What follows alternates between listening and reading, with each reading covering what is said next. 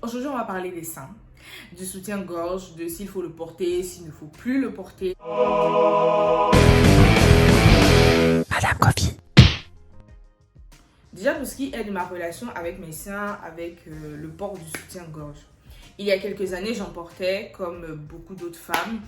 Et à un moment, j'ai arrêté d'en porter. Je ne pourrais pas vous dire exactement quand, parce que je n'ai pas pris de décision. Ça s'est fait naturellement. Tu portes quelque chose que tu es pressé d'enlever tout le temps. Un bon jour, je me suis levée, je n'ai pas porté en bas de tels vêtements. Je me suis rendu compte qu'avec mes chemises oversize, je pouvais m'en passer. Et j'étais très à l'aise. Une fois, deux fois, j'ai continué. Je me sentais hyper bien et ça s'est installé dans mon quotidien en fait. Je me suis retrouvée à avoir 4 soutiens, 3 soutiens. Mon dernier soutien, je crois que c'était l'année dernière. Je ne sais pas où il est. Il n'est pas là. Je n'en porte plus en fait. Je porte souvent des brassières de temps en temps en fonction de certains vêtements ou bien de certains endroits où je vais. Par exemple au travail. Au travail même souvent je n'en porte pas. Je sais comment me faufiler. Au départ les gens, même pas au départ, jusqu'à aujourd'hui, il y a des personnes de mon entourage qui se sont dit que c'était une sorte de militantisme. Pourtant, pas du tout.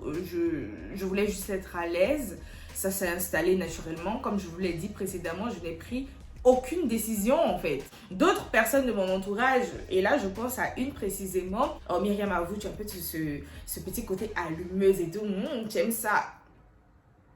Non, en fait, c'est vraiment une question d'aise. Ce n'est pas pour allumer. Il y en a qui se sont dit que c'est parce que j'aimais chauffer les gens. Non, sachant que quand tu ne portes pas de soutien-gorge, tu sors dans la rue, tu rencontres n'importe qui et ça ne m'intéresse pas de chauffer des inconnus. Je sais pas, je ne suis pas une enfant de Jézabel. Ça ne m'intéresse pas de séduire tout le monde et n'importe qui en fait. Non. À l'issue de mon expérience qui au départ n'était pas censée en être une, je me suis rendu compte qu'en fait, je suis plus à l'aise. Et je remarque que mes seins aussi se portent très bien. Contrairement à certaines personnes qui vont se dire « Ah non, mais ça c'est pour celles qui ont les petits seins, nous qui avons les gros seins. » Mes seins ne sont pas si petits que ça. Non. Non, c'est un faux discours. Mes seins ne sont pas petits. C'est pas... non plus. Pas du tout. Venons-en aux points pour lesquels on devrait limiter, voire complètement arrêter le port du soutien-gorge. Bon, je sais que c'est radical pour certains, pour certaines, je vais préciser, même pourquoi je précise même, pour certains aussi, parce que ça vous intéresse tellement qu'on porte les soutiens que vous ne portez pas là, pour certains aussi, oui, pour vous qui portez nos seins à nos places. Le point numéro 1, c'est que contrairement à ce qu'on pense, le port du soutien-gorge favorise la chute des seins, autrement dit, la ptose mammaire. Et ça s'écrit P-T-O-S-E, mammaire. Voilà. C'est une chute, donc un affaissement d'un organe, parce qu'il y a un affaiblissement de ce qui était censé le maintenir. Donc, les moyens de maintien qui sont naturellement dans les seins, là, au fur et à mesure qu'on porte nos soutiens-gorge et tout, ils deviennent paresseux en griffe. Ils ne servent à rien. On a un maintien artificiel qui fait que ils se reposent sur leur laurier, ils deviennent plus paresseux, ils s'affaiblissent. Et en réalité, ça cause l'affaissement de nos seins.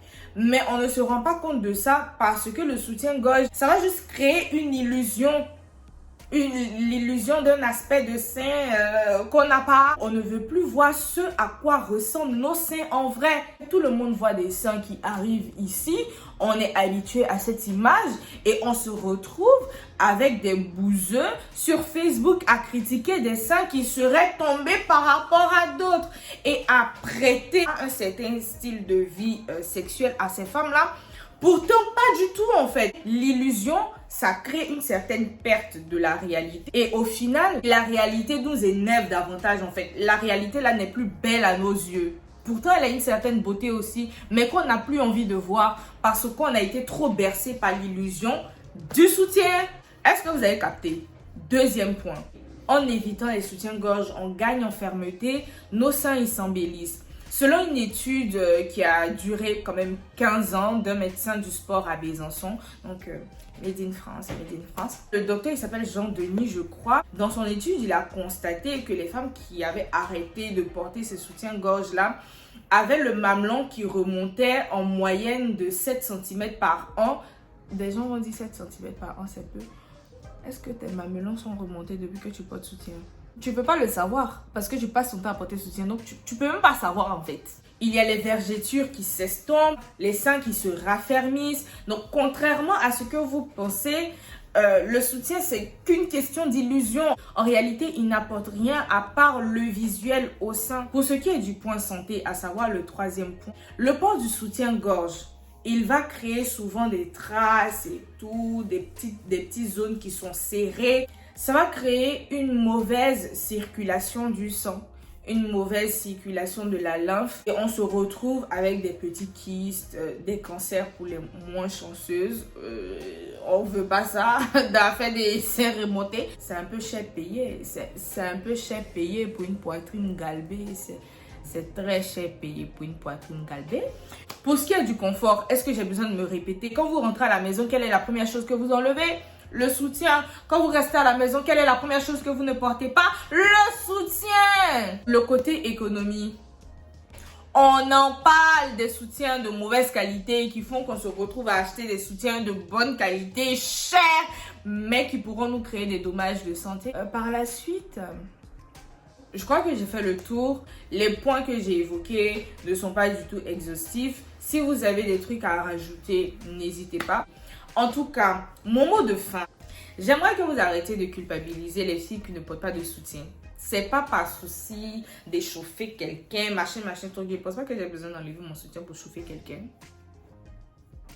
Oui, je viens de dire cette phrase. De deux, le fait d'arrêter de porter les soutiens aussi, ou en tout cas de limiter, ça va vous permettre de réapprendre à aimer vos seins, de redécouvrir le vrai aspect de vos seins, de vous refamiliariser avec vos seins. C'est très important en fait parce que à force de porter les soutiens là, on oublie à quoi ça ressemble et on n'a surtout plus envie de voir à quoi ils ressemblent en vrai. Et aussi, arrêtez de faire porter les soutiens là de façon précoce à des adolescentes. L'autre fois, j'ai vu ma petite soeur qui en portait. Je me suis dit, mais toi, tu fais quoi avec ça? Et pour celle qui a une trop grosse poitrine, qui se dit, ah non, moi, ça me concerne pas, j'ai une trop grosse poitrine. Non, en fait, ça te concerne aussi, ma chérie. Il y a des vêtements qui sont adaptés pour ça. Ça te permet de te passer de soutien-gorge, en fait. Il existe ce genre de vêtements. Il faut que vous fassiez des recherches pour votre propre santé, pour votre propre confort. Voilà, on est une ère où tout le monde recherche du confort par toutes sortes de moyens. Je sais pas pourquoi à faire de soutien là, on ne veut pas sauter le pas. Je ne comprends pas. Peut-être que j'ai de l'avenir dans le rap. On ne veut pas sauter le pas, je ne comprends pas. Bref, c'est la fin de cette vidéo. Portez-vous bien. J'espère que j'ai dit assez de choses intéressantes. Partagez ça aux gens qui ont laissé. Et j'espère que vous avez apprécié et que vous avez appris des choses. À la prochaine pour une prochaine vidéo. Allez, bisous. Bisous. J'ai vraiment fait ça.